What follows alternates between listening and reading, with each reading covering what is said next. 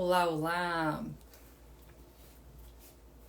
Hoje vamos falar de alimentos para o equilíbrio hormonal.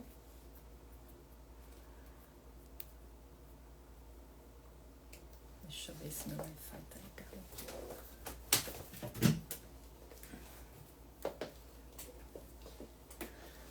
Boa tarde, gente!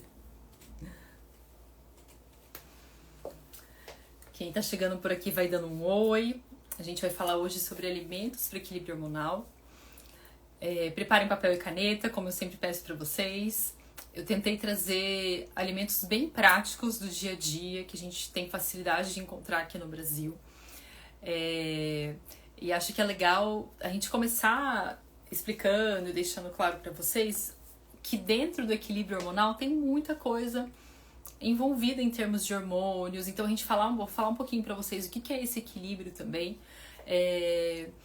O que são esses hormônios, né? Geralmente quando a gente fala de hormônios parece algo muito complexo, parece que a gente só consegue ajustar com remédios, ou às vezes a gente só pensa no estrógeno e na progesterona, ou a gente só pensa na menopausa, na perimenopausa. E na verdade os hormônios, eles nos regulam desde da nossa pré-puberdade, né? Então a gente começa com a regulação ali do cortisol, da insulina, e aí depois quando a gente entra na puberdade, entra em ação, em nós mulheres principalmente, porque temos as flutuações ao longo do mês, muito a atuação do estrógeno, da progesterona e da testosterona também. E daí quando a gente fala de regulação hormonal, a gente fala de estrógeno e progesterona, mas a gente tem que lembrar que os hormônios, eles interagem entre eles como se fosse um efeito dominó.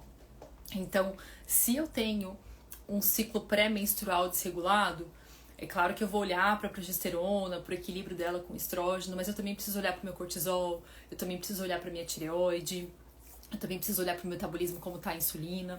Então, tudo isso, uma coisa acaba impactando na outra. Por isso que vocês podem até ver que o meu tipo de conteúdo não é o tipo de conteúdo que fala 5 alimentos para você engravidar, ou 5 alimentos para TPM. É claro que às vezes isso ajuda a gente se conscientizando, mas uma mulher que quer engravidar, ela pode ter que ajustar talvez o nível de progesterona dela, enquanto a outra precisa ajustar o nível de insulina. E talvez pode ter uma situação que ela precisa ajustar as duas coisas, ou para outra o mais importante é a parte da tireoide. Então sempre lembrando que a gente tem muito essa conexão, esses ajustes. Eu dei o exemplo aqui da fertilidade, mas isso pode funcionar para o cansaço, isso pode funcionar para emagrecer, isso pode funcionar para cólicas. Então a gente tem alguns sintomas que norteiam as nossas condutas, mas o mesmo sintoma pode ter causas diferentes aí pra gente considerar, tá? Então essa é a primeira questão. A segunda é a gente pensar, quando a gente fala de equilíbrio hormonal, então que fases que estão envolvidas nesse equilíbrio, tá? A primeira é a própria produção desses hormônios. Então, quando a gente pensa, por exemplo, que a mulher tem que produzir estrógeno para ovular e assim produzir progesterona, né? Então, eu tenho que dar suporte para o meu corpo, energia, nutrientes, para ele conseguir formar essa molécula de estrógeno. Essa é a primeira coisa. Eu tenho que dar suporte para o meu corpo conseguir formar uma molécula de cortisol. Então, esse suporte é muito importante e ele é feito através dos nutrientes. Por isso que eu acho engraçado quando vocês mandam perguntas, só com a alimentação a gente consegue regular os hormônios? É claro, talvez a gente não consiga sem alimentação de jeito nenhum, mas a alimentação, aqui dentro, entrando nutrição como um todo, então alimentos fitoterápicos, nutrientes específicos, né, no sentido de suplementação mesmo, é essencial para a gente regular toda essa parte, porque as moléculas são formadas a partir dele, tá? Então seria essa primeira parte, que é literalmente a formação. A segunda parte é a parte de estabilidade. Então o que entra essa estabilidade? Quando eu, por exemplo, fico comendo ao longo do dia, a cada 2 horas eu tô comendo ali, né? Como uma banana, e aí depois pego um biscoitinho, e aí depois almoço, e aí depois eu já belisco, sei lá, tomo um suco, belisco alguma coisa à tarde. Se você ficar comendo ao longo do dia, por exemplo, você não tem uma estabilidade de um hormônio, que é a insulina.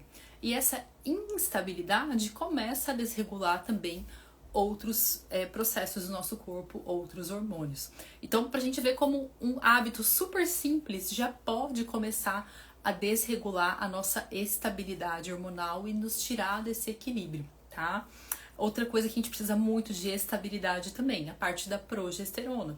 Então, no período pré-menstrual é o período que a gente tá mais suscetível a instabilidades. Quem acompanha aqui as lives, já falei outras vezes pra vocês que a nossa menstruação é como se fosse um decolar e um pousar de um avião. E nessa parte do pousar, a gente tem que pousar aos poucos. E é exatamente isso que acontece no nosso período pré-menstrual. Se a gente pousa de uma forma muito brusca, a gente sente mais esse pouso. A gente sente a queda ali na pressão, a gente sente a batida do pneu no chão, então a gente sente todos os sintomas. E é exatamente isso que acontece no nosso período pré-menstrual. Se a gente pousa suave, descendo aos poucos esse hormônio, a gente também vai ter um período pré-menstrual mais saudável e mais suave.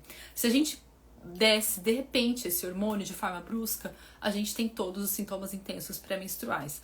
Dor de cabeça, irritação, ou uma hora fica chorosa, ou fica com muita vontade de comer um alimento específico.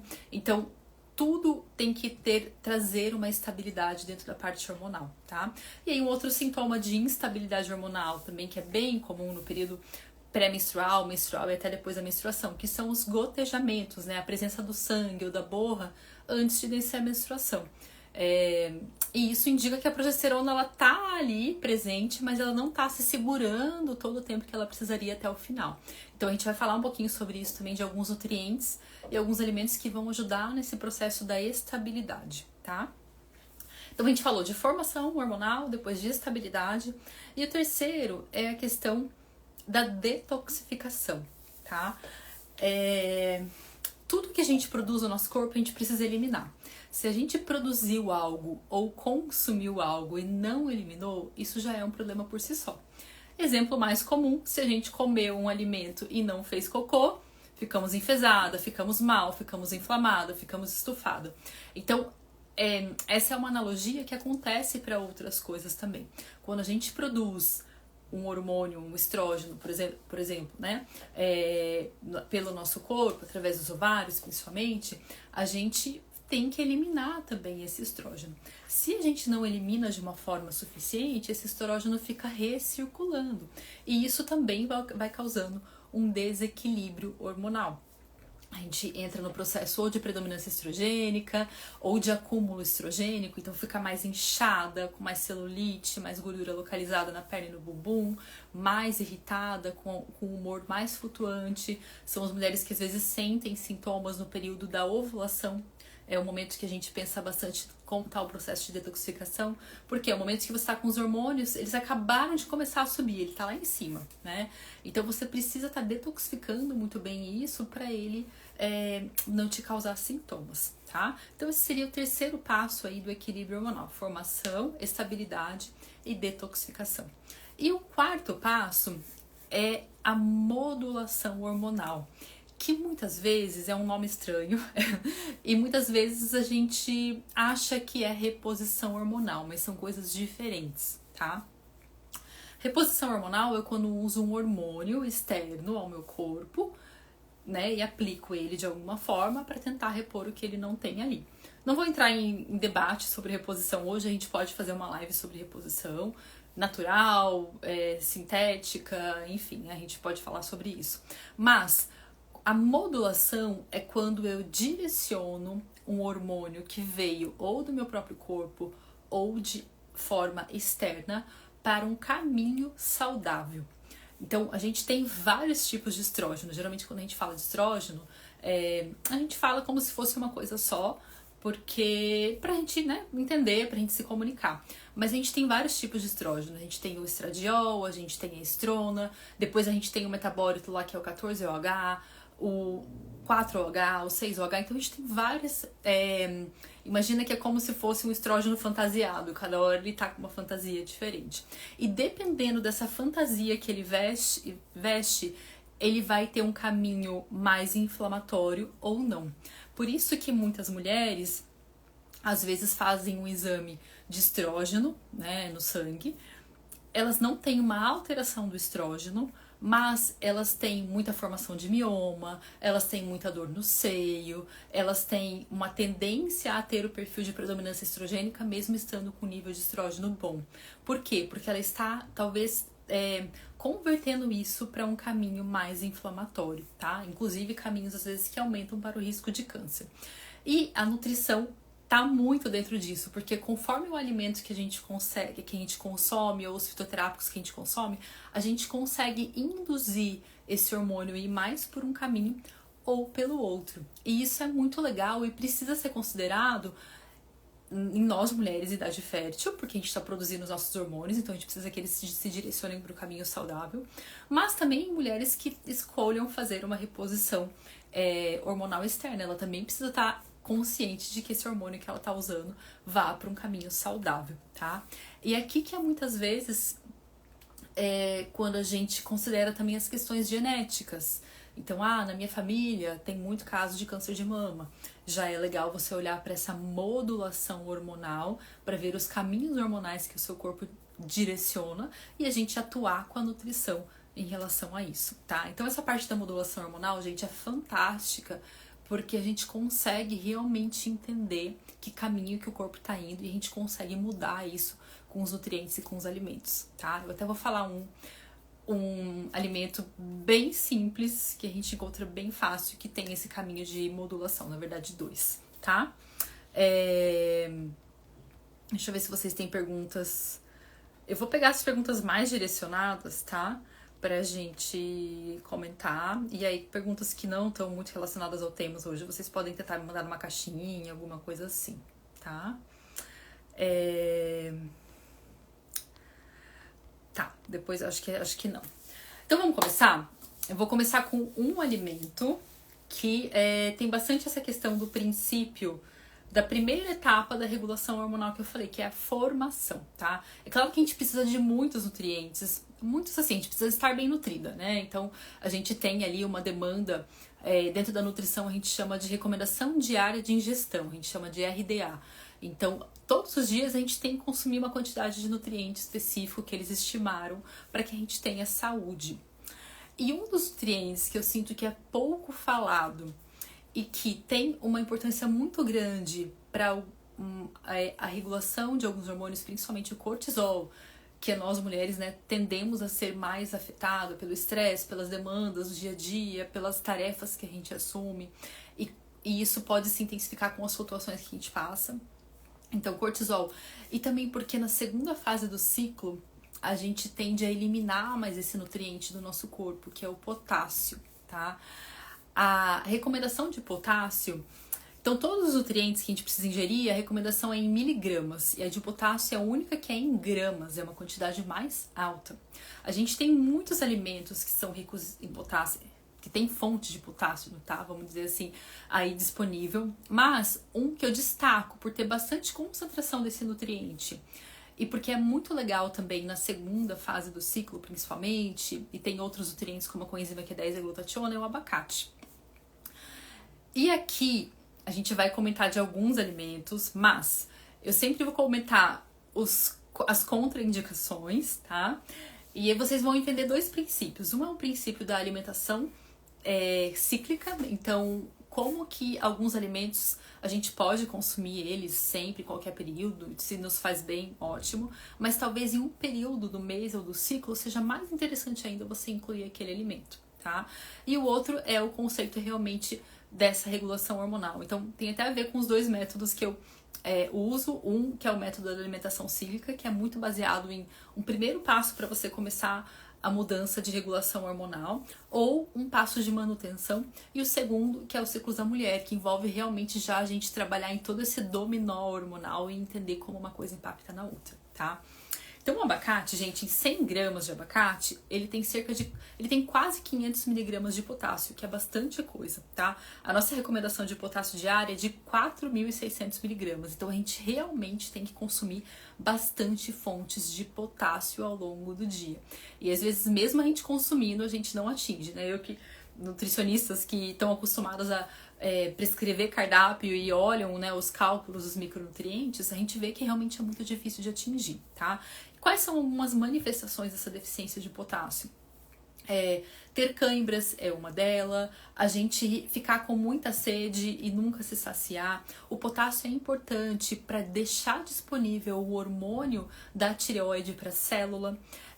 O potássio também é importante para a regulação glicêmica, tá? Então ele tem uma atuação muito importante junto principalmente do sódio.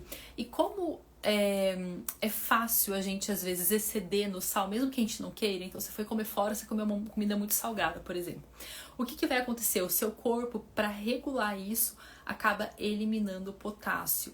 Então é aquele momento que às vezes a gente fica com muita sede porque comeu muito sal naquela refeição. E uma das coisas para a gente regular isso seria consumir mais fontes de potássio. Então eu falo, comer uma comida muito salgada, toma uma água de coco logo depois que você já vai equilibrar isso, tá? Quem não pode comer abacate, tem que ficar atenta ao abacate. Quem tem distensão, síndrome do intestino irritável, pode vir a reagir com o abacate. Porque ele é um alimento que tem tipos de fibras que são fibras mais fermentáveis, principalmente os polióis, tá? Então vocês vão ver que às vezes mesmo aquele tradicional, eu como super bem, Pri, eu como super saudável, mas eu não tô bem, meu intestino não tá bem, meus hormônios estão desregulados. Por quê? Porque o processo digestivo realmente não tá legal. E o abacate pode vir a ser um gatilho para isso, tá?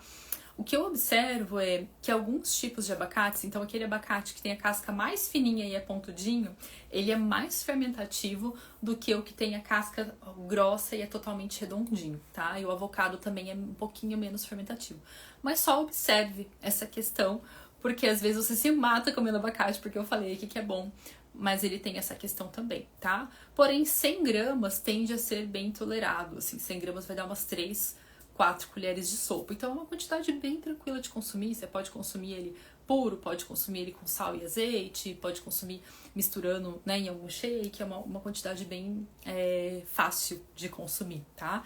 E principalmente na fase lútea, que é quando, por conta do aumento da progesterona, a gente tem alteração ali no hormônio que chama aldosterona e a gente acaba eliminando mais potássio também. Então é bem interessante.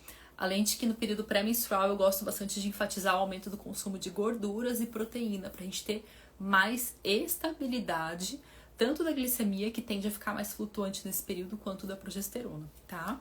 Então, é um alimento aí pra vocês considerarem. Ó, a Artemi falou que fica com dor de cabeça quando tá pra ovular, né? Às vezes mais desconforto do que na pré-menstruação. É justamente isso, né? Esse momento de pico hormonal, Artemi, é muito interessante você trabalhar nesse processo aí de detoxificação para tentar amenizar esse sintoma, tá? E aí eu vou partir para modulação hormonal deve, tá? Porque a modulação hormonal, ela pode ser feita junto com o uso tópico da progesterona, né? E aí, assim, sempre lembrando que quem usa topicamente a progesterona, ela não tem a mesma ação que uma progesterona de uso de via oral, principalmente no caso da menopausa, né? Então, você tá usando um estriol bioidêntico, tem que usar uma progesterona oral para proteger o endométrio e não uma progesterona tópica. Mas sim, a modulação hormonal ela deve ser sempre feita, porque a gente vai estar direcionando, por exemplo, esses caminhos do estrógeno. Que estrógeno que é mais danoso aqui, ele tá indo pelo caminho certo ou não, tá? E aí, até pegando o comentário que a Artemi fez dessa parte da ovulação, um outro alimento, né, que a gente vai falar agora, que eu falo bastante aqui, quem me segue já há mais tempo, vai saber que é justamente o grupo das brássicas, que envolve brócolis, couve-flor, repolho, aspargo, rabanete, tá? Então, principalmente o brócolis e o broto de brócolis, eles têm muito de um composto que chama indol 3-carbinol, que depois se converte em DIN, tá? Que é eu não vou saber o nome completo dele agora, mas sempre me perguntam, o DIN serve para isso, o DIN serve para aquilo. Então, o que ele faz? Ele ajuda a gente a detoxificar esse estrógeno da maneira correta no nosso corpo. Então, ele é um dos alimentos que já acaba atuando na modulação hormonal, direcionando o estrógeno para o caminho saudável, tá? Novamente, quem tem desconfortos digestivos tem que ficar atento a essa parte da fermentação das brássicas, né? Porque eles são, além de ter fibras fermentativas, tem os compostos enxofrados também. Então, o enxofre é um mineral muito importante para a gente fazer todo o processo de detoxificação. Mas é bem comum quem tá com o intestino desregulado distender abdômen e ficar com gases fétidos ou mal por causa das brássicas. E aí, percebam, gente, olha só, por que eu começo fazendo o processo de modulação hormonal trabalhando na digestão e no intestino, microbioma e tudo mais? Falei de 2 alimentos e dos 2 eu dei um porém da parte digestiva. Então, pra gente conseguir consumir esses alimentos e se sentir bem com eles, a gente precisa estar com a parte digestiva, quebrando esses alimentos, absorvendo bem esses nutrientes e a microbiota, intestino, muito equilibrados também. Porque senão a gente nem consegue consumir esses alimentos e ter uma boa ação deles no nosso corpo, tá? Além de que o tipo de bactéria que a gente tem no intestino também vai determinar esse processo de detoxificação. Por que algumas mulheres têm mais esse perfil estrogênico e se sentem com mais estrógeno no corpo? Não é porque o ovário dela está produzindo a mais, é porque o fígado provavelmente está detoxificando menos e o intestino está reabsorvendo. Essa bactériazinha, ela não deixa esse estrógeno ir para fora, ela junta ele de novo e coloca ele para dentro, tá? Então, por isso que o fígado e o intestino são partes muito importantes do processo de equilíbrio e regulação hormonal.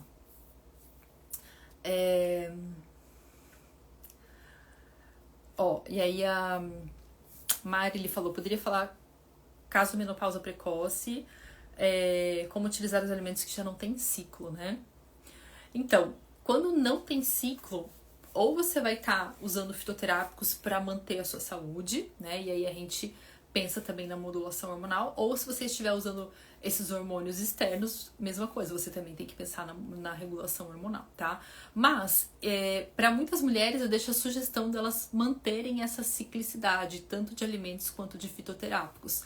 Porque o nosso corpo, ao longo da vida, né, ele foi projetado para ter essa ciclicidade. Então, eu acho legal usar essa ciclicidade. Mesmo que você vá usar um fitoterápico com efeito progesterona-like, você só usa na segunda fase do ciclo, ou por 15 dias, já que não vai estar tendo ciclo. E na primeira fase, ou nos 15 primeiros dias, você usa os estrógeno-like, tá? Então, uma opção que a gente pode fazer também. Tá bom? Você falou de sede. Eu sinto muita sede após o treino, principalmente treinos mais pesados e exaustivos. Seria perda excessiva de potássio? Então, isso é bem legal que a Juliana falou, porque assim, no período pré-menstrual, a gente tem uma capacidade de termorregulação. O que é isso? A gente não consegue se ajustar muito bem com a temperatura externa. A gente sua mais, a gente perde mais potássio e mais sódio também, tá? Então, essa questão do exaustivo, né? Outro ponto legal, quando a gente faz treinos muito pesados, a gente vai perder mais potássio, tá? E quando a gente tem uma dieta com muita proteína, às vezes a gente usa estratégias que a gente vai ter uma dieta com muita proteína, e tudo bem, mas a gente tem que lembrar que a gente precisa fazer esse ajuste de potássio e de B6 também, que são 2 nutrientes que, quando estão depletados, impactam muito no período pré-menstrual. E aí vem novamente outra questão, Pri, eu me alimento super bem, eu treino todos os dias, eu tenho um percentual de gordura super baixo, mas o meu ciclo não melhora. Eu não acho que é uma questão de estilo de vida. É uma questão de estilo de vida também, mas só que você está considerando um estilo de vida fitness vendido pela mídia como sendo saudável para você, né? Não tô falando que é o caso da Juliana, tá? Mas, então por isso que a gente tem que entender também, tá fazendo muito treino, legal, demanda mais o seu corpo, como é que tá esse cortisol, tá descansando no momento certo. Tá fazendo uma dieta com muita proteína, precisa repor alguns nutrientes que são depletados na dieta com muita proteína, que impactam no seu ciclo, tá? Então, Ju, pode ser sim essa deficiência de potássio, pode às vezes até ser a própria questão do sódio, tá? E aí, o que a gente recomenda, por exemplo, no período pré-menstrual é às vezes fazer uma hiperidratação antes do treino. Você pode, por exemplo, consumir ali água de coco com uma pitada de sal, que é bem a base do shot adrenal que eu passo pra vocês, né? Que é a água de coco, a pitada de sal e a acerola. E consumir isso antes do treino e beber bastante água antes do treino, tá? Então, existem essas estratégias dentro do mundo esportivo, ou para quem é atleta amador, ou para quem treina muito pesado, de fazer essa hiperidratação antes. Mas o só beber muita água, eu tenho muita sede, nem sempre é bom também, porque às vezes a gente está eliminando muitos eletrólitos e não está repondo eles o suficiente. Então, se você tem muita sede, tem que olhar para como está a sua glicemia, tem que olhar para realmente como está esse sódio e potássio, se você não está eliminando demais, tá? E até para a parte do magnésio também. Para as meninas que não vão conseguir assistir agora, eu vou deixar a live gravada assim, tá?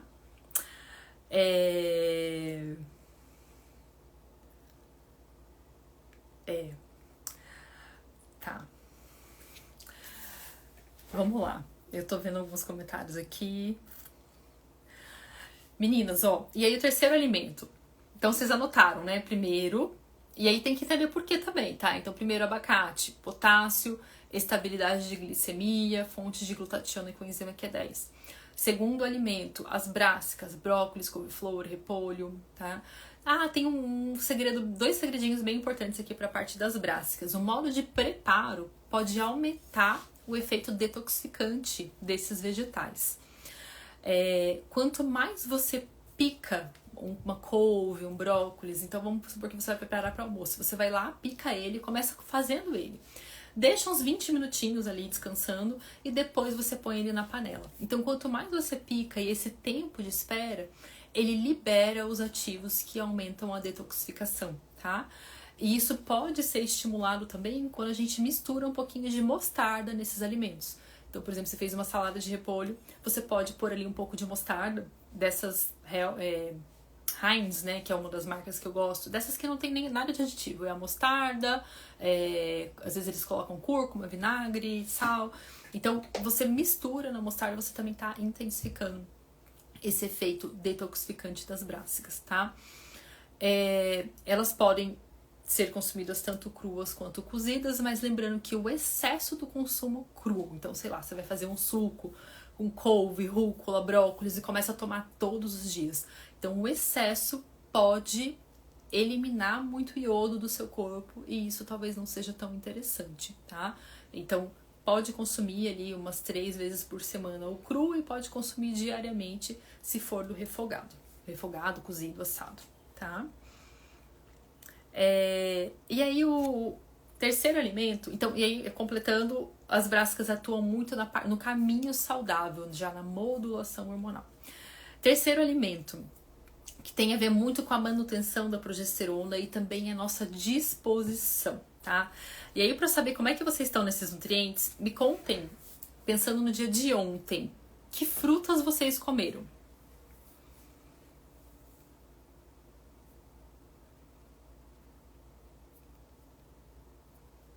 Que frutas vocês comeram ontem?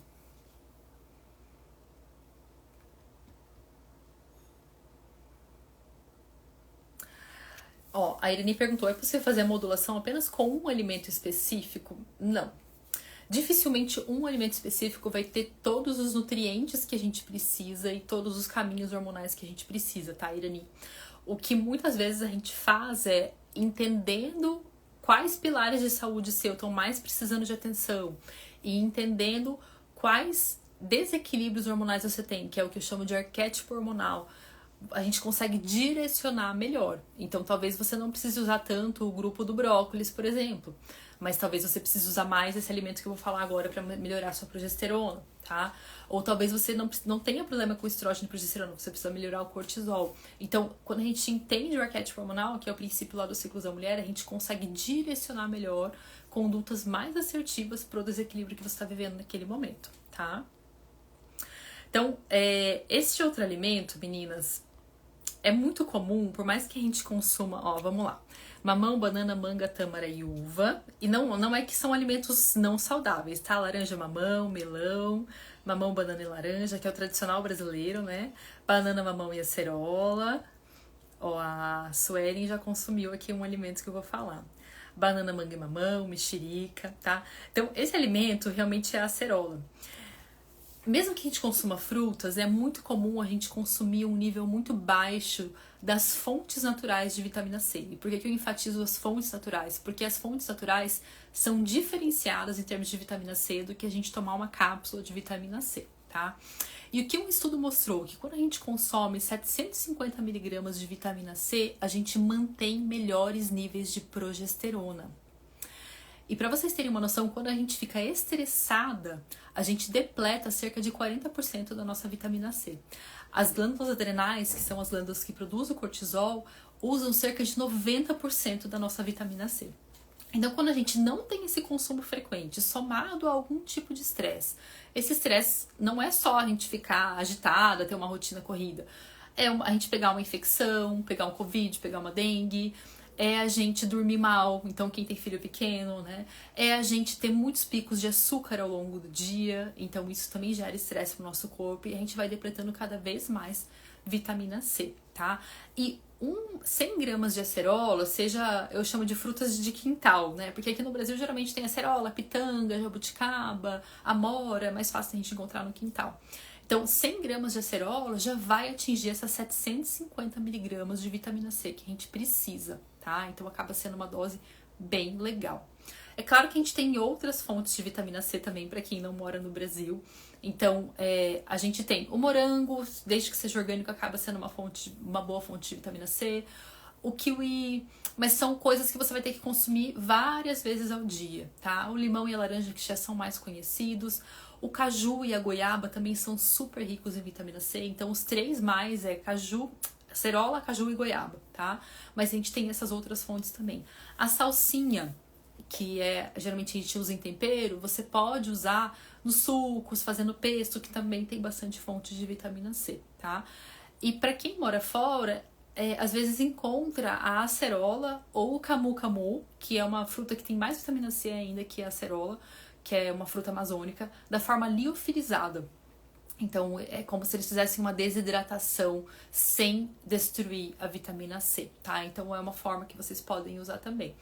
E eu trouxe esse exemplo aqui só pra gente realmente sentir o quanto que às vezes a gente consome frutas, mas mesmo assim a gente fica com um nível de vitamina C mais baixo, tá? Então, geralmente as frutas que a gente consome, elas não é que elas não têm vitamina C, elas até vão ter, mas elas vão ter ali, sei lá, uma banana vai ter 20 miligramas de vitamina C, vai ter uma dose menor, tá bom? Então, para quem tá fora do Brasil, pode usar esses outros alimentos, mas consuma com mais frequência.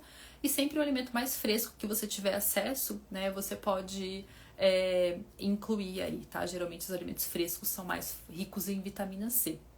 Inclusive, isso é algo que às vezes a gente fala muito, né? Ah, tomou o suco, fez o suco de laranja e tomou no dia seguinte. Ainda vai ter vitamina C? Vai ter. Perdeu um pouco já, mas ainda vai ter. Agora, se você deixa, né, algo por muito tempo, ou uma fruta que está muito tempo ali na prateleira, ela vai perdendo. Por isso que às vezes é até melhor congelar, que a gente mantenha um pouco melhor, do que ela ficar ali muito tempo perdendo aquela vitamina C, tá?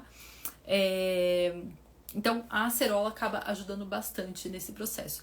E um sintoma de quem pode ter níveis baixos de vitamina C.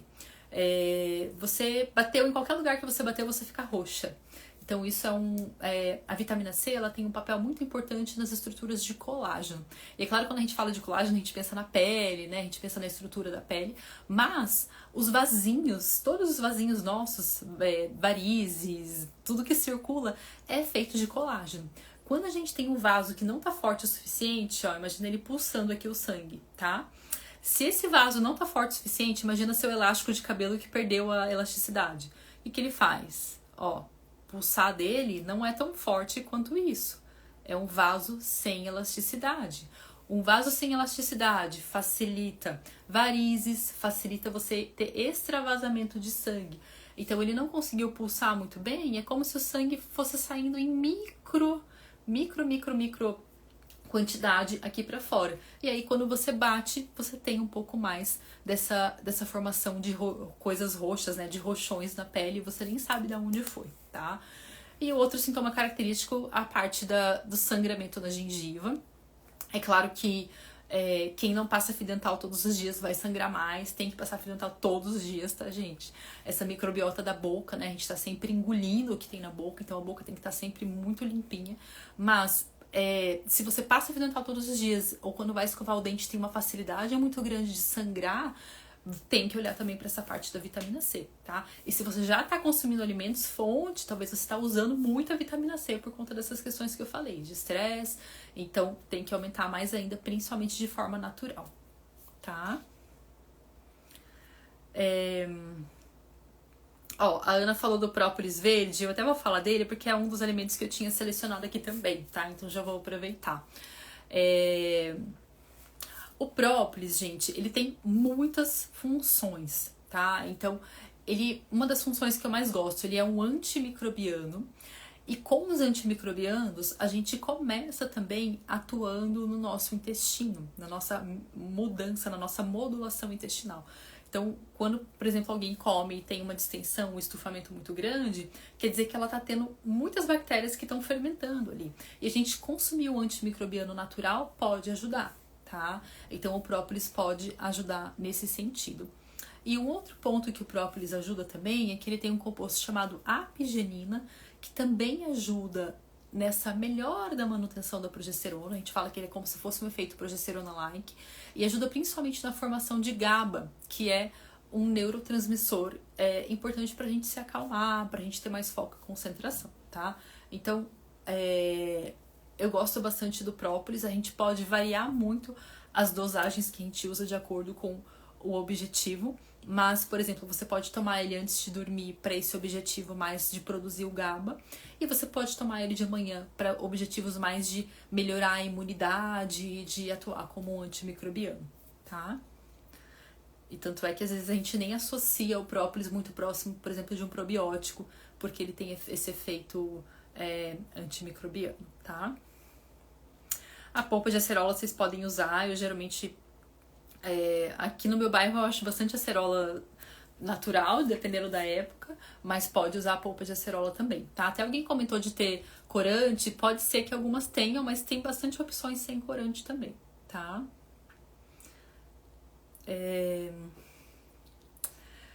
Então tá, vamos pro próximo. A Júlia perguntou uso de whey protein para quem tem acne hormonal e creatina. Whey para quem tem acne eu não recomendo, porque ele aumenta muito. Uma das funções, assim, um dos benefícios do whey, vamos dizer, ele é aumentar a resposta de insulina, porque ele tem uma quantidade maior de leucina. E isso, ok, é legal quando a gente quer ganhar massa muscular, mas para quando a gente tá controlando a acne, a gente não quer nada que aumente a insulina, tá? Então, eu não acho muito legal. E realmente os laticínios e a acne, assim, a resposta é muito clara, tá? Mas a creatina não tem problema nenhum. Inclusive tem post aqui falando de creatina, eu preciso trazer ele mais pra repetir ele, que ele é um post mais antigo, mas falando dos benefícios da creatina na menopausa, na gestação, para nós mulheres, né, como melhora cerebral, não só muscular, tá? Então, quem não viu ainda, dê uma olhada, depois eu subo ali o link. As varizes podem ter essa relação com a desregulação hormonal, sim. Então, o estrógeno também faz a gente perder um pouquinho a elasticidade dos vasos. Por isso que muitas mulheres, quando usam anticoncepcional, dependendo do tipo de anticoncepcional, podem desenvolver mais varizes ou alterações, né, de coagulação, tá?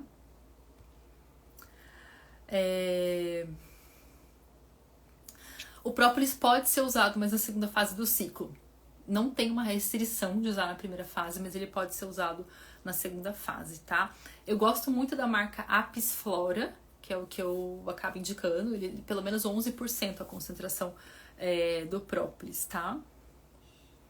Legal, eu também dou própolis pro meu filho, inclusive às vezes quando ele vai em festinha de aniversário e come muito doce, e eu sei que isso mexe com a imunidade dele, ele chega da festinha, eu já dou própolis, ele já toma própolis direto na goela já.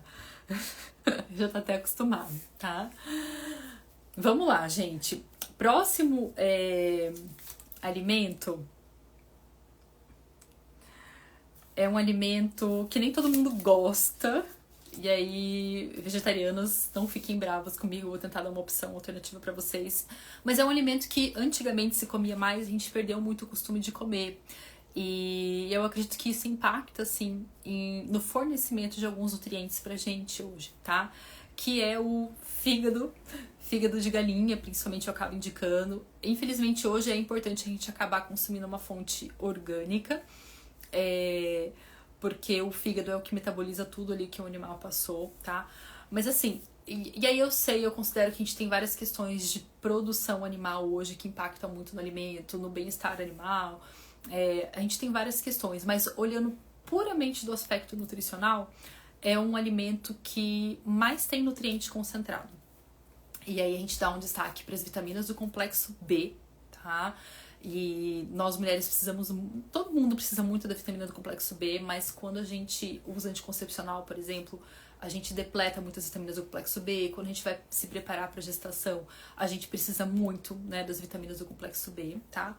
Vitamina A é um ponto também de destaque, porque muitos alimentos têm o beta-caroteno, então mamão, cenoura, abóbora, mas não é vitamina A.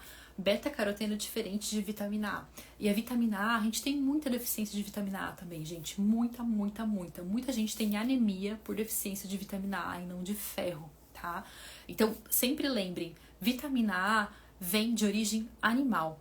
Quem é vegetariano e não consome alimentos de origem animal, vocês podem considerar usar a espirulina e podem considerar uma suplementação mesmo, tá? Verifiquem os níveis ali com quem te acompanha e considerem essa suplementação. Mas quem já passou por uma gestação, quem está há muito tempo sem consumir alimentos de origem animal, vocês precisam olhar para a vitamina A. E ela é muito importante para essa formação hormonal, tá? Quem já viu uma foto de um corpo lúteo? Todo mundo sabe que o que é corpo lúteo? E, gente, eu como fígado, mas eu não sou a pessoa que mais ama fígado, tá? Eu sempre disfarço bem. Então, uma dica é... Às vezes eu faço um hambúrguerzinho, até fiz essa semana, onde eu bato o peito de frango com fígado, e aí ele fica bem disfarçado. Outra dica é temperar com muita azeitona, tá? Mas se você não gosta, você não precisa se obrigar a comer, tá? Tá tudo certo. Mas pra quem come, é muito legal. Pra gestantes é muito legal. Então, no pós-parto é muito legal, porque ele tem muitos nutrientes, tá? E aí ele concentra, então, vitamina A, ferro, cobre e zinco. Então, realmente, em termos nutricionais, muito, muito, muito completo. A vitamina A, daí eu perguntei do corpo lúteo, né? Corpo lúteo, eu vou tentar subir uma fotinho depois ali no feed pra vocês. Mas o corpo lúteo, imaginem uma carnezinha meio esponjosa, muito amarela, bem amarelinha. Então ele tem muita gordura e ele precisa muito dessa vitamina A. Então a vitamina A é muito importante, ela é a base da formação hormonal, tá? Pensem numa gema de ovo. A gema de ovo, imagine que a gema de ovo, o ovo é como se fosse a ovulação da galinha ali, né? Então a gema de ovo é todo aquele nutriente, aquele potencial que vai formar um novo feto, um novo bebê, e ele tem muito essa presença da vitamina A também, tá? Então, enfim, pra quem gosta, fica a dica. Pra quem não gosta, tentem adaptar com as outras coisas, tá?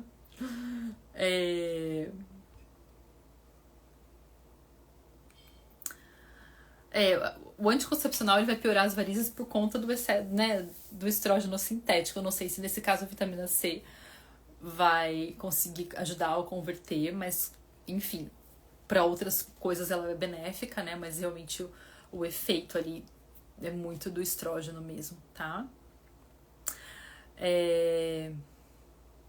E aí, de fígado, eu acabo comprando da Corin mesmo, né? Eu sei que carne orgânica, acho que aqui na minha cidade eu nem acho, assim, ou talvez se for um lugar bem específico. E eu sei que é a realidade de maioria de nós, né? Mas se vocês conseguirem comprar da Corin ou da uma galinha caipira, já é melhor, tá?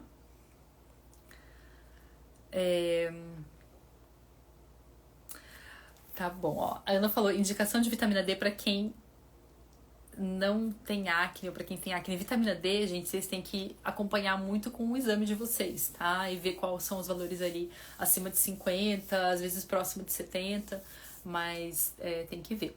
Então, ó, Lilian, quantas vezes por semana, né? O que eu indico de forma geral é sempre que tá menstruada, consome fígado de galinha, tá? Então, é uma forma até legal da gente ciclar também. Durante o período menstrual você consome e aí depois você não precisa consumir, tá? Agora, se você gosta, você pode consumir uma vez por semana. Para algumas gestantes que eu sei que consomem, eu indico ali pelo menos uma vez por semana, tá? Com sério problema de ferritina.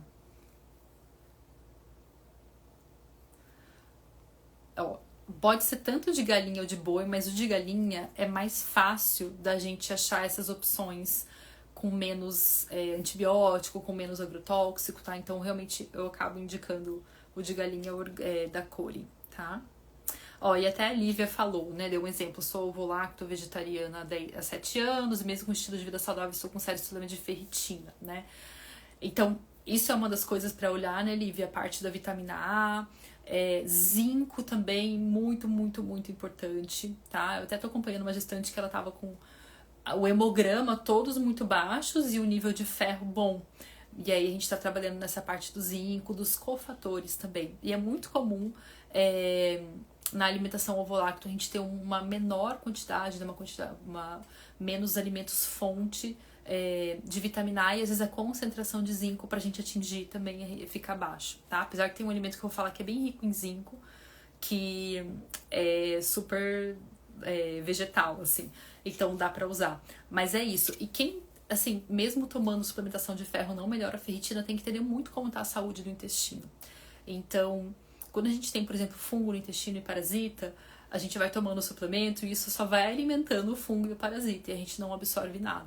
Então tem que entender, né? Tem distensão, tem gases, tá sempre com gases fétidos, ou tem diarreia, fezes muito soltas, às vezes não tá absorvendo esse ferro, tá? Então realmente tem que entender esse parâmetro aí e dos nutrientes cofatores também. Porque às vezes só ficar usando doses 300mg de sulfato ferroso, você ferra mais com o intestino, o corpo não vai absorver tudo aquilo e tá precisando dali da vitamina A, do zinco, do complexo B, tá?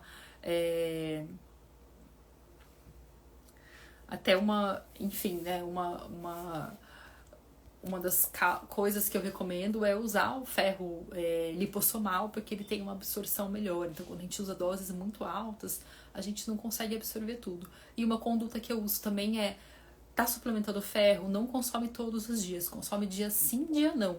Porque se você consome todos os dias, você reduz a absorção, tá? Então, quando a gente consome dia sim, dia não, a gente aumenta essa absorção, tá bom? Então, tá. Acho que respondi, né, da fase do ciclo. Vamos partir pro próximo, então, gente? Próximo alimento. Ah, a Paty falou uma coisa legal, ó. Usar panela de ferro faz mal. Usar panela de ferro pode ser uma opção, sim, tá? Mas os alimentos que vão interagir com a panela de ferro, que vão soltar mais, são os alimentos ácidos. Então, você fazer um molho de tomate na panela de ferro, você usar uma carne que está temperada com limão ali. Então, isso pode ser uma forma de extrair um pouquinho mais de ferro também, tá? Até tinha um costume, acho que dos antigos, né? De cozinhar comida com prego. Gente, uma vez eu fui no restaurante e na beira da praia, assim, e no prato veio uma moeda no prato. A gente falou, cara, que é isso? Ela falou, não, porque as cozinheiras têm o costume de cozinhar com uma moeda dentro, imagina. Imagina onde a gente tava, né? Nem era tão assim fuleiro o restaurante, mas enfim, não sei se era essa questão do costume. Mas tinha muito esse costume de cozinhar com prego antigamente. Espero que vocês não encontrem uma moeda no prato de vocês no restaurante. Quem tem problema com estamina pode consumir fígado? Pode. Legal que a Gessiane perguntou isso, porque quem tem problema com estamina e quem não sabe o que é ter problema com estamina, entra lá no YouTube, no meu canal, que é Pri Ricciardi, também tem um vídeo lá sobre estamina. Tá, eu explico os sintomas, como isso pode estar correlacionado com alterações menstruais, como às vezes uma mulher no começo da gravidez passa muito mal, isso pode ter relação com estamina também. Pessoas que se coçam muito, tem rinite, sinusite. E aí, no caso da estamina, o fígado tudo bem, mas o abacate, talvez não, tá? Então é um ponto aí pra considerar, tá? E aí o próximo alimento, gente, quem, né, me segue há mais tempo, são as sementes. Eu vou dar destaque para 2, mas todas elas são muito legais para parte do equilíbrio hormonal como um todo, tá? Quem tá aqui, quem é novo aqui e ainda não conhece o ciclo das sementes, eu sugiro vocês entrarem nesse Instagram, que é o Ciclo das Sementes. Ele é um perfil meu também. E lá eu falo especificamente do protocolo do ciclo das sementes, que é um primeiro passo, assim, tipo, caiu de paraquedas, não sabe o que fazer, não sabe por onde começar, parece que tem muita coisa pra mudar, ou acha que a alimentação, sei lá, né, tá ainda nesse processo de começa pelo ciclo das sementes. Ele é um primeiro passo, e pra muitas mulheres ele já traz o resultado que elas estão buscando. É claro que eu falo que nós somos muitas camadas, a gente melhora uma camada, mas pra gente ir mais fundo, a gente precisa ter abordagens mais aprofundadas também. Mas o ciclo das sementes já é um primeiro passo para quem não conhece, tá? Então, lá no ciclo das sementes, a gente usa 4 sementes, linhaça e abóbora na primeira fase, girassol e gergelim na segunda. E eu vou dar destaque aqui para 2, então a semente de abóbora, como eu estava falando, ele é muito rico em zinco, tá? O zinco reduz cólicas menstruais quando a gente está em níveis adequados. O zinco nos dá uma boa capacidade digestiva. O zinco é muito importante para reduzir acne, porque ele também tem uma parte de proteção contra micro-organismos. Então vamos lembrar que a acne também é um micro-organismo invadindo a nossa pele e a gente tem que se defender contra isso, tá? O zinco é importante para formação muscular, para imunidade, como eu já disse. Quem tem deficiência de zinco geralmente tem aqueles pontinhos brancos nas unhas. Então, muito, muito, muito importante o zinco, tá? Ele vai ser importante para não dar anemia, porque ele interage ali muito com o ferro também e a vitamina A. Então, a semente de abóbora, dentro dos alimentos de origem vegetal, é o mais rico em zinco, tá? Quais são outras fontes de zinco? Ostra, que acaba sendo bem pouco acessível pra gente, né? A não ser quem mora na praia. E carne vermelha, mas tem uma questão que geralmente quem tá com deficiência de zinco está com a digestão já meio ruim e não consegue consumir carne vermelha. Então por isso que eu gosto muito de usar a semente de abóbora como fonte de zinco, tá? E aí quem sente que tá com essas deficiências pode até usar ali 30 gramas por dia, por exemplo, tá? Ao invés de usar só uma colher de sopa na primeira fase, pode usar 30 gramas por dia para otimizar isso. Lembrando que a semente de abóbora tem que ser sem casca, então é aquela verdinha. E eu recomendo vocês darem uma tostada nela na frigideira com azeite para dar uma temperada, tanto para melhorar sabor, tem gente que já gosta dela, mas eu realmente prefiro ela mais torradinha, e para melhorar a disponibilidade desses nutrientes. Então todas as sementes, elas são muito bem protegidas. Imagina que a semente é o fetinho da planta, né? Então ela é muito protegida para que ela não brote em qualquer lugar que ela caia, para que ela consiga brotar realmente só no ambiente favorável. Então elas têm muitos nutrientes que protegem elas, dentre estes o fitato. E esses nutrientes que protegem a semente acabam não disponibilizando os nutrientes que estão ali dentro dela. Por isso que a gente usa estratégias como brotamento, algumas vezes deixar de molho, aquecer, para reduzir esse fitato, tá bom? Então, usem aí a semente de abóbora para aumentar essa parte do zinco. Outra coisa nessa parte de quem tem acne, que piora no período da ovulação, essa acne aqui, né, ó, mais na maxilar e mandíbula, também vai se beneficiar muito com o zinco, tá? Então, o zinco é importante para toda essa formação. Para os homens, super importante. Produção de espermatozoide, estima-se, tá? Olha só, conteúdo inútil, mas estima-se que uma ejaculação tem cerca de 1 miligrama de zinco, quando a nossa demanda de zinco são 7 miligramas, tá? Então por isso que nos adolescentes, eu falo, né, eles estão naquela fase que os hormônios estão lá em cima, às vezes já não se alimentam bem e tem muita acne, então a demanda de zinco muito, muito alta, tá? Então precisa muito de zinco aí os homens, e ele protege também contra câncer de próstata, porque os mesmos alimentos que vão proteger contra câncer de próstata pra gente, nós mulheres, vão minimizar essa acne aqui, tá? Então é uma dica aí pra vocês terem. Desparasitação. Muita gente tem perguntado de desparasitação, né? Acho que se eu tivesse divulgando desparasitação estaria rica, porque tá bem na moda. Mas assim, gente, eu sim sugiro desparasitação. No meu programa de intestino a gente focava na desparasitação. Agora no Ciclos da Mulher eu também tenho o questionário de desparasitação e as orientações para quem faz. Mas eu acho muito importante para quem tem sintomas muito claros de parasitas entender qual parasita você tem.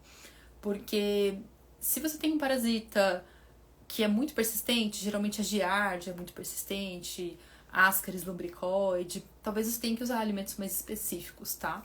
Então eu já usei diferentes produtos, assim, o Black Walnut para quem mora fora, já usei o Sem Verme aqui no Brasil.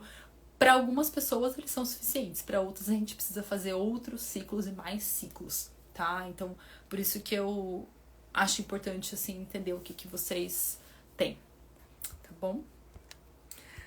Moeda de ouro, né? Essa é boa aí, tá valendo. Então tá. Suplementação de zinco não precisa ser dia sim, dia não. Pode ser sempre, todos os dias, tá? Pode vir a usar semente de abóbora na segunda fase do ciclo, sim. Principalmente porque ela é fonte de proteína. Então, para quem é vegetariano, eu uso muito semente de abóbora como fonte de proteína, tá? E até né, eu falo muito lá no Ciclos da Mulher, a gente tem uma aula sobre ajuste proteico para vocês saberem calcular a quantidade de proteína que vocês precisam, e tem uma tabelinha lá de alimentos mais ricos em proteínas para vocês depois terem essa autonomia. E a semente de abóbora geralmente acaba entrando ali nos top de quem tem uma alimentação vegetariana, tá? Ou às vezes enjoa de ovo, ou não quer comer frango de manhã. Então ela agrega muito. Você ter uma semente de abóbora triturada também como farinha para usar nas panquecas, usar nas receitas, eu faço muito isso também, tá? Até lá no Alimentação Cíclica a gente tem bastante receitinhas também de queijo vegetal com semente de abóbora e tudo mais. E a segunda semente é a parte da linhaça. Então a linhaça, já respondendo vocês, eu não recomendo consumir o mês todo, tá? Eu acho que ela... Vão ter alguns casos que vai ser terapêutico consumir o mês todo, mas vão ter alguns casos que vai ser destrutivo consumir o mês todo. Então, realmente, é muito caso a caso. De forma geral, eu recomendo que vocês só consumam na primeira fase do ciclo também. Também recomendo tirar durante a gestação, tá? Consumo muito, muito frequente não é legal na gestação. É claro que pontualmente, consumir uma vez aqui, outra ali, tudo bem. Mas consumir diariamente, não. E como que a semente de abóbora entra aqui na regulação hormonal? Porque ela tem ela é um dos alimentos, acho que o alimento mais rico em fitoestrógeno. O que é isso? É uma molécula da planta que é muito parecida com o nosso estrógeno. Então, quando ela entra no nosso corpo, ela se conecta com o receptor de estrógeno. Isso não vai fazer a gente aumentar a nossa produção de estrógeno. Vai fazer uma competição com o nosso próprio estrógeno, eliminando ele mais fácil. Ou, para quem está na menopausa, como ele está se conectando ali com o receptor, ele ameniza sintomas da falta de estrógeno. Por isso que a linhaça, assim como os outros fitoestrógenos, atua tanto no excesso quanto na falta. E é uma dúvida que vocês têm muito frequente, né? Então alguém pergunta, mas o inhame não vai aumentar a minha produção de estrógeno, né? Em um post que eu fiz, eu falei, não, ele vai modular, ele vai equilibrar, ele não vai estimular esse aumento, tá? Então, geralmente, quando são alimentos que estimulam o aumento e tudo mais, eu nem falo aqui de forma para o público geral, porque a gente precisa realmente usar só de forma pontual, né? Porque para algumas pessoas pode fazer bem, mas não para todo mundo, tá? Os ciclos da mulher tem a parte do protocolo de intestino também, sim. A primeira parte, a gente começa por ele, na verdade. Coceira no nariz, a parasita tá mais pra estamina do que pra parasita, tá? Sintomas de parasita, arrepios repentinos. Você pode observar se você tem piora dos seus sintomas, como coceira anal, ou a alteração do sono, pesadelo no período das luas, lua cheia, lua nova, que os vermes eles têm esses ciclos também. Às vezes desconfortos digestivos, arroto, gases fétidos que começaram de uma hora para outra. Essa questão de nunca absorver bem os nutrientes. Então tudo isso pode ser, se você tem contato com animais e deixa eles lamber o seu rosto, né? Quem tem muitos pets e ama pets tem que ter esse cuidado também, tá? Porque eles estão sempre, mesmo que você faça sempre desparasitação, estão sempre saindo na rua. Então, né, enfim, eles têm um contato diferente com a natureza e a gente tem que fazer mais desparasitação aí pra quem tem pet, tá? Amamentando sem menstruar, o que fazer para começar o ciclo? Meninas, é muito comum vocês estarem amamentando e não menstruar, tá? Não necessariamente tem algo errado. Principalmente se você faz uma amamentação de livre demanda. Então, o aumento da prolactina, ele vai reduzir os nossos níveis de estrógeno e aí você fica sem menstruar. O que eu recomendo faça o ciclo das sementes nesse período, porque se o seu estrógeno estiver muito baixo ainda, você já vai ter o benefício, como se tivesse... Vou usar aqui um termo bem entre aspas, tá na menopausa, então o estrógeno tá muito baixo, a gente usa os fitoestrógenos para amenizar essa queda, e quando o seu corpo voltar a produzir estrógeno naturalmente, ele não vai afetar, ele não vai bloquear essa produção, tá? Então o ciclo das sementes é um bom caminho para começar. E o segundo alimento que você pode incluir também no pós-parto, que tá aqui na lista da regulação hormonal de hoje, pra gente finalizar, na verdade tem mais dois, se der tempo eu falo dos dois, não só de um. É a maca peruana, tá? Principalmente, eu gosto de usar ela principalmente para quem tem alterações na tireoide. Ela também é do grupo das brássicas, então ela também ajuda nessa detoxificação hormonal de forma adequada. E para a parte da tireoide, ela tem bastante tirosina, que é justamente o aminoácido que forma o hormônio da tireoide. Então eu gosto bastante dela. Ela também é conhecida como adaptógeno. O que é adaptógeno? São plantas que nos ajudam a lidar melhor com o estresse. Então, no período do pós-parto, eu gosto bastante de usar maca peruana, tá? E aí, na menopausa pode ser usado também. Por quem, mulheres em idade fértil também pode ser usada. Ela pode, em alguns casos, novamente, ter essa questão de causar gases, mas ela não tem muitas contraindicações, tá? Eu lembro quando eu fui pro Peru, na época da faculdade, eu fui lá, fiquei um mês fazendo um trabalho voluntário, e a maca peruana ela é vendida tipo Nescau, assim, no mercado, em pacotes enormes e com desenhos infantis. Então ela é muito usada com crianças também, como energético. Eles misturam em todos os shakes que eles fazem. Então, realmente, como ela é uma raiz, né, ela não tem essa questão de ter grandes danos com o uso, tá? Ela tem mais essa atuação como detoxificante e energético. A gente tem algumas qualidades de maca peruana, então dependendo da altitude que ela foi plantada, ela vai ter um benefício maior. Tem as cores também, né? Então geralmente as macas vermelhas, elas têm mais glicosinolatos, que são esses que ajudam na detoxificação, e a gente indica mais para as questões femininas. Mas para, por exemplo, quem tá com o hormônio muito baixo, pode ser interessante uma maca preta. Agora, se você não encontra necessariamente essas cores, pode consumir a que você encontrar uma mistura delas, que vai dar tudo certo também, tá? E aí só uma questão, eu não indico em cápsula, porque o que os estudos mostram é cerca de 5 gramas pra gente ter um efeito. Então, o que eu geralmente indico é uma colher de sopa de maca peruana, tá? Você pode começar com uma dose menor e ir aumentando, mas a quantidade em cápsula geralmente não atinge tudo isso aí que a gente precisa, tá? E aí a pessoa tá perguntando de consumir, né, semente de abóbora, girassol, gergelim e linhaça. Se for uma quantidade muito pequenininha, tipo uma granola pronta, que vem ali uma linhaça perdida, um gergelim perdido, não tem problema. Agora, se for a quantidade que eu indico de uma colher de sopa de cada uma das sementes, aí eu já vejo o problema, tá? Principalmente da linhaça. Girassol, gergelim e abóbora, mais tranquilo, não vai ter tanto impacto, mas principalmente a linhaça. Porque o ciclo das sementes ele já foi feito de uma forma pensada que o fitoestrógeno ele tem uma ciclicidade também. Então, na primeira parte a gente tem um nível mais alto de fitoestrógeno e na segunda parte a gente tem um nível menor, que flutua junto com essa flutuação do ciclo menstrual. Então, quando a gente consome sempre tudo junto, dependendo da quantidade, pode, né, impactar sim, tá? Sim, os exames de fezes nunca dão parasita, tá? Sempre dá falso negativo. O que eu uso muito é do laboratório do Hélio Koppelman, que lá ele acha em todo mundo tem parasita lá. Então não dá pra gente confiar mesmo nos exames, nos antiparasitários, tá? E aí, por último, meninas, fala um pouco dos ciclos da mulher, o que tem plano alimentar, suplementação. Nos ciclos da mulher, eu vou falar um pouco dos caminhos, então, tá? Mas sim, vocês recebem orientação de suplementação, recebem plano alimentar, recebem receitas. Então, assim, vocês entrando, e até pra quem já fez, conhece um pouco desse caminho, mas tem algumas coisas novas também. Então, vocês entrando, vocês vão ter um caminho que é independente de vocês assistirem aula. Pri, eu não tenho tempo para assistir aula, né? Por isso que eu não quero fazer o método. Mas, mesmo que você não assista nada, você ainda consegue fazer as estratégias.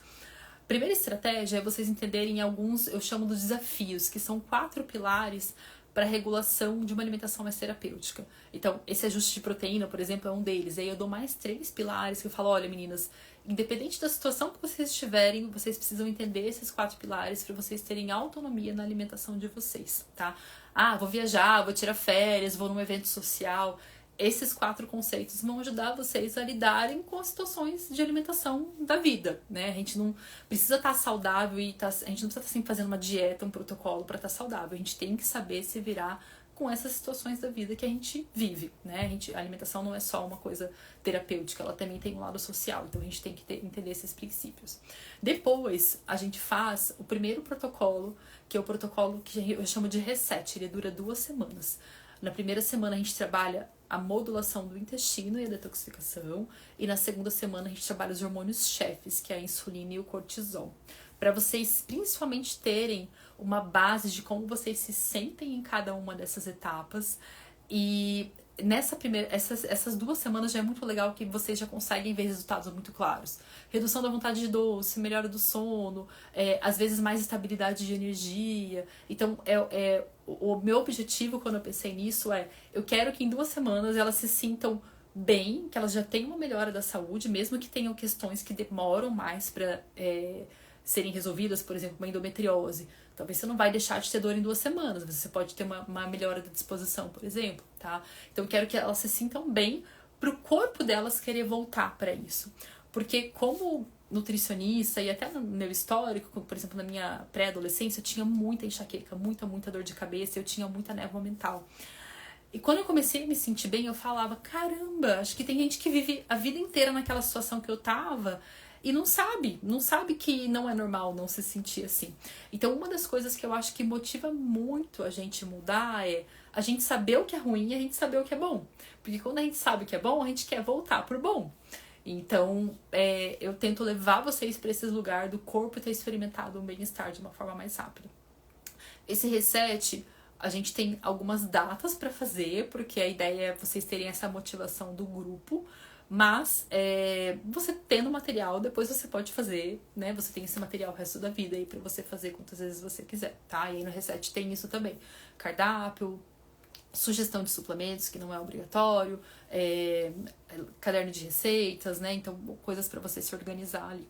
Depois que vocês passam por esse primeiro protocolo, vocês vão seguir pro protocolo que é o protocolo do arquétipo hormonal. Então, dentro do programa, a gente tem várias análises de saúde, que eu chamo de oráculo de sintomas. A gente tem 7 pilares da análise de saúde e uma delas é o arquétipo hormonal. Quando você entende que momento hormonal você está vivendo.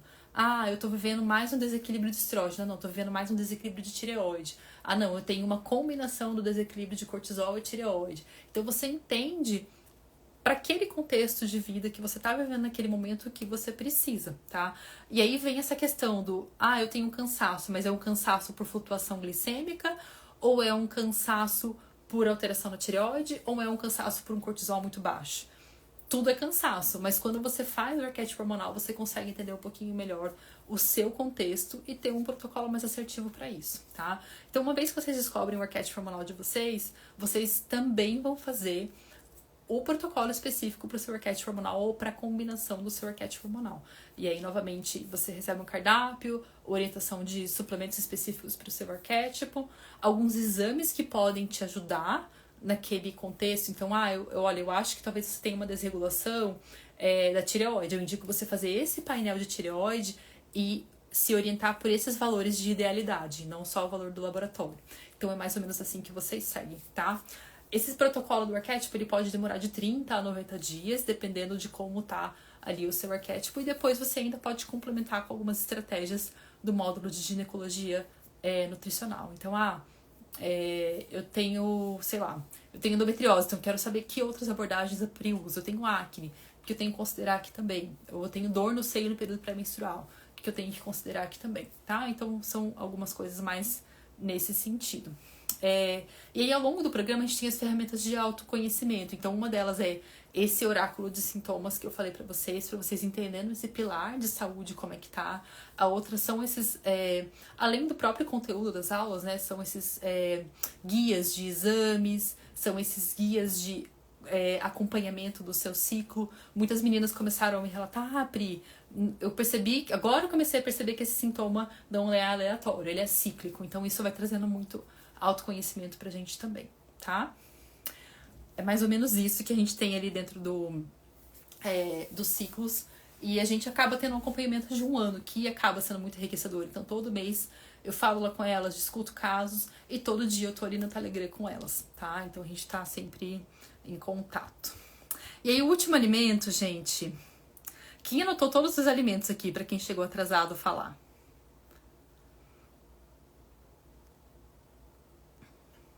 No caso da menopausa, dá pra tomar, sim, 2 colheres de sopa de linhaça, sem problema. E dá pra tomar todo dia, daí seria a exceção, tá? mas depois de alguns dias já tá. Perfeito essa análise, Ana. Penso que meu estrógeno não tá subindo, a menstruação passou, mas depois de alguns dias já está gotejando de novo. Pode ser uma dificuldade do estrógeno aumentar.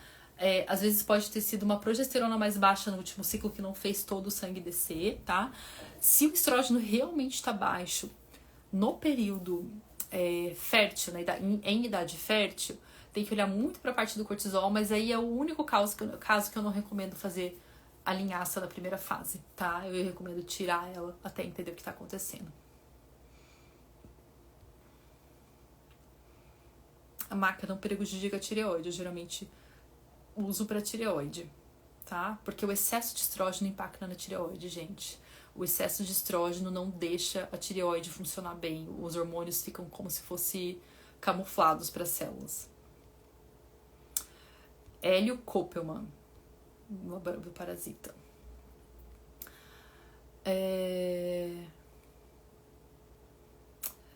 Então tá. A Letícia falando que quando fez 17 foi legal, foi incrível.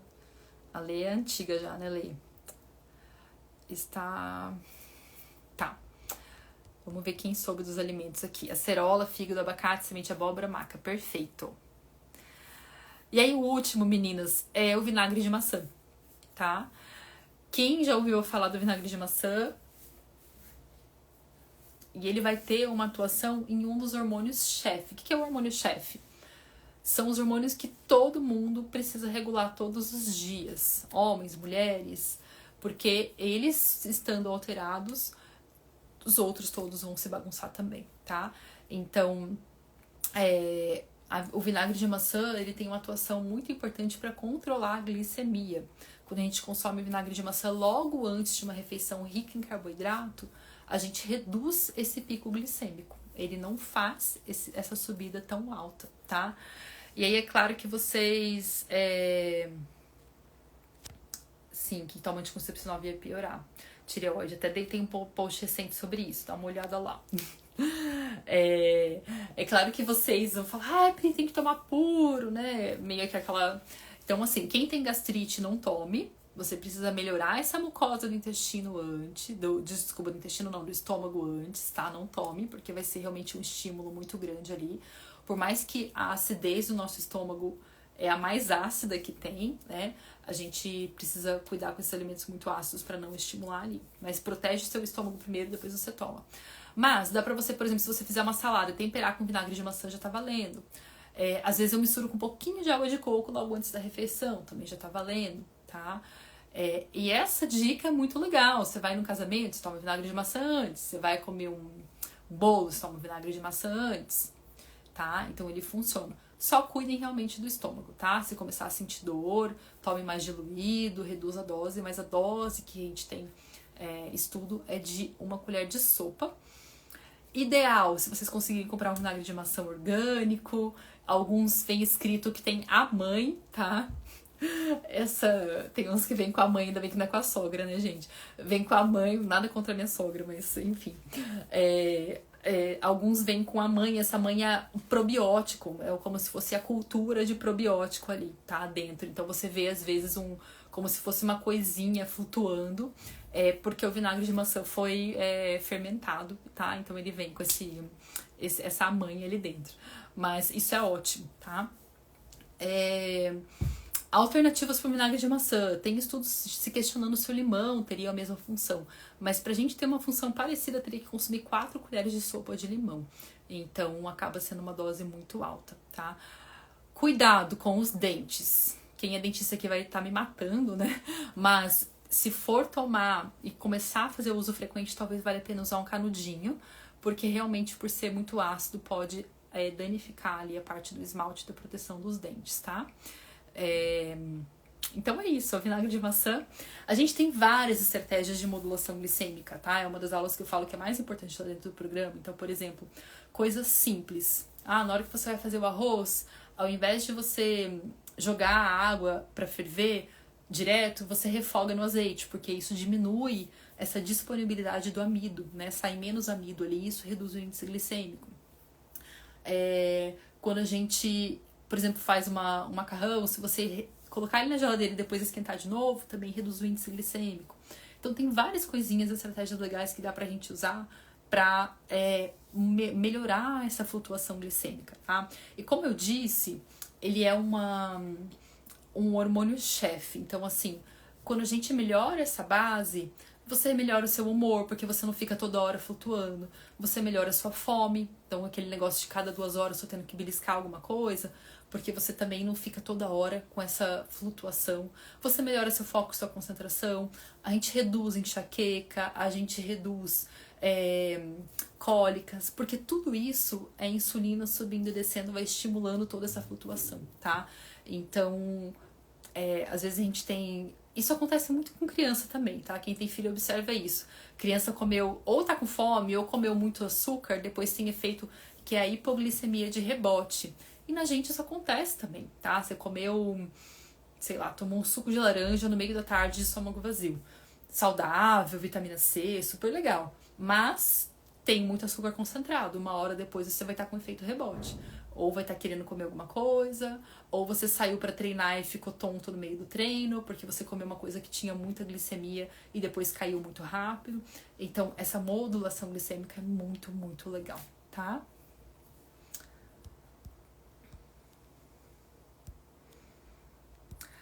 Sem problemas ao vinagre de maçã ao longo do ciclo, tá, Paty? E aí uma questão, né, meninas? Estamina, novamente, né? Quem tem a sensibilidade à estamina, tudo que é fermentado, mesmo que seja super saudável, então vinagre de maçã, kombucha, não vai ser legal. Então, se você tem dúvida se tem, ou se você não sabe o que é, dá uma olhada lá no vídeo do YouTube pra entender se tem alguma restrição aí de uso, tá bom?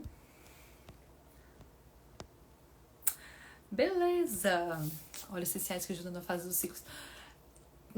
Tem bastante estudo de óleo essencial, né? Porque o óleo essencial é o extrato, imagina um super extrato da planta ali, né? Então a gente tem alguns, por exemplo, gerânio, tem os fitoestrógenos também, o próprio hortelã é muito usado às vezes na menopausa, né? Então tem bastante coisa de óleos essenciais aí. Sementes animais e grãos, comer tudo cozido, até sobre saladas de caldo quente, como comer semente de abóbora. Sim, se só com alimentação mata, então a gente tem alguns alimentos que a gente conhece, né? Erva de Santa Maria, semente de abóbora, mas o que eu sinto às vezes não, e a gente não tem estudo, clareza da quantidade, tá? Então, por exemplo, eu conheço um uso popular da semente de abóbora, que é 250 gramas de semente de abóbora antes de dormir na lua cheia. 250 gramas de semente de abóbora, gente, semente de abóbora pra caramba. Então, até, às vezes quanto que a gente consegue comer disso também, tá? Então, é um ponto aí pra gente considerar. A Suelen perguntou bem legal, por que a flutuação glicêmica acontece na menopausa? E acontece e vai acontecer, tá? Porque quando o estrógeno cai, a gente fica mais resistente à insulina. Então, por que as mulheres que não cuidam da reposição e da modulação hormonal na menopausa ficam com aquele perfil de resistência à insulina? Que é a barriga mais arredondada, essa parte aqui do corpo onde acumula gordura e as pernas bem fininhas, né, com sarcopenia. E é justamente isso que o padrão de alteração glicêmica causa. Ele faz a gente perder músculo, então a gente perde músculo da onde tem mais, que é na parte dos membros inferiores, e a gente ganha gordura na barriga e tronco, tá? Então, sempre que tem queda de estrógeno de forma brusca, por exemplo, mulheres que às vezes entram na amenorreia hipotalâmica, que chama, né? Fica muito tempo sem menstruar porque parou de produzir hormônio aqui a nível cerebral, mas não tá na menopausa. Elas também podem ter um quadro de resistência à insulina, tá? Quem fica vermelha depois de ter sensibilidade à histamina, depois de fazer exercício, pode ter sensibilidade à histamina? Pode ter. Eu não fecharia o diagnóstico só com isso, tá, Svética? Porque o diagnóstico de sensibilidade à histamina, ele é muito clínico também. Mas, geralmente, é uma pessoa que ela pode ficar vermelha, às vezes com banho quente, às vezes com calor. Tem gente que fala, eu tenho alergia ao calor, né? Mas, principalmente, se você passa a mão, assim, a unha na sua pele e fica facilmente marcado, já é um marcador de sensibilidade à histamina, tá? Eu tenho um pouco de sensibilidade e foi bem interessante, assim, uma vez eu saí pra correr e voltei cheia de vergão na pele, assim. E aí eu fiz o protocolo de estamina e depois eu já não tava mais com isso. Então, realmente é algo que a gente pode variar dependendo como é que tá os nossos alimentos ali, né? Mas é um marcador sim, tá? Que bom, meninas, vocês estão gostando aqui. Fico feliz, né? Realmente, eu falo que o online a gente sempre planta uma sementinha e não sabe onde cai, mas espero que as sementinhas aí estejam caindo de forma produtiva na vida de vocês também, tá? Não só anotem, mas coloquem em prática também para vocês irem sentindo essa mudança. A informação sem prática não funciona de nada, tá? Então, pratiquem, principalmente me contem, me mandem os prints, me mandem os relatos aí pra eu ficar sabendo aonde que tá indo essas sementinhas, tá bom? Um beijo, boa semana pra vocês. Até a próxima semana.